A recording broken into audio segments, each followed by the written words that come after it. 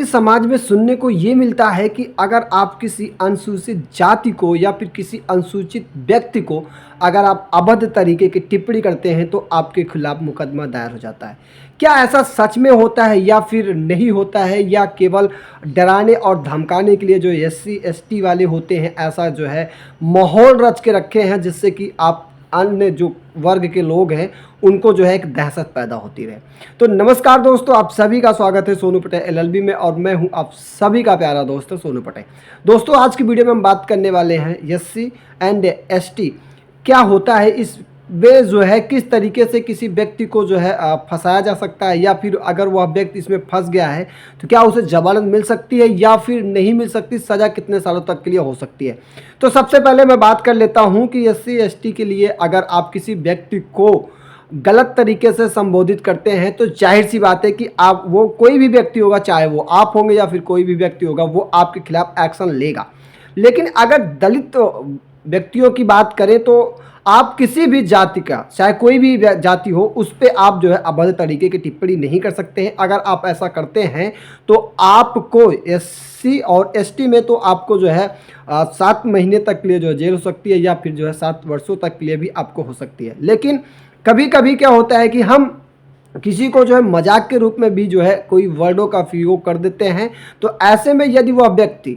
जिसको भी आपने वर्ड को यूज़ किया अगर वो व्यक्ति दिल पर ले लेता है तो इसमें आपको जो है जेल जाना तय हो सकता है, क्योंकि एससी और एसटी जो जाति है वो भैया बहुत ही अलग तरीके की जाति है। आप किसी को भी जो है उसके गलत नामों से संबोधन करोगे तो जाहिर सी बात है कि उसको बुरा लगेगा, और बुरा लगेगा तो वो एक्शन लेगा। अब बात करते हैं कि जब भी कभी 1947 में जब हमारा देश आज़ाद हुआ और 1950 में जब हमारा संविधान को लागू किया गया तो उस वर्ग में जो है दलित और ऐसे पिछड़े वर्गों का जो है संसूचित जात नहीं हुआ करती थी, जिसपे उसे मेंटेन करने के लिए, उसे बनाए रखने के लिए जो है संविधान में इन सारी चीज़ों को जोड़ा गया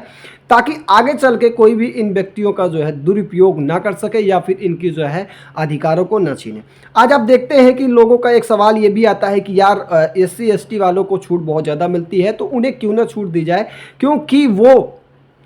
अनुसूचित जात से भी आते हैं और अनुसूचित जात के लिए भी ऐसे वर्गों में होते हैं जिन्हें उनके जो है कैपेबल नहीं होते हैं कि वो अपने सारे पैसेस को या फिर अपने वर्ग को सरवाइव कर सके। लेकिन आए दिन अब जो सिचुएशन आ चुकी है, अब जो माहौल आ गया है, इस माहौल में बहुत सारे लोग ऐसे भी हैं जो एसटी और एससी में अपने आप को उस पद पर ले जाके छोड़ रखे हैं जहां पर कोई सोच भी नहीं सकता है। तो जाहिर सी बात है कि अगर आप किसी के खिलाफ ऐसे वर्डों का यूज़ करोगे तो वो निश्चित है कि वो जो है एक्शन आपके खिलाफ लेगा। अब बात करते हैं कि अगर किसी व्यक्ति के ऊपर एससी और एसटी का जो है मुकदमा दायर हो चुका है तो उसके खिलाफ कैसे हो सकता है, उसे जो है जमानत के प्रावधान क्या हो सकते हैं। अगर आप किसी व्यक्ति को अपत्य तरीके की जो है टिप्पणियाँ करते हो तो इसमें आप सोच रहे होंगे कि जो है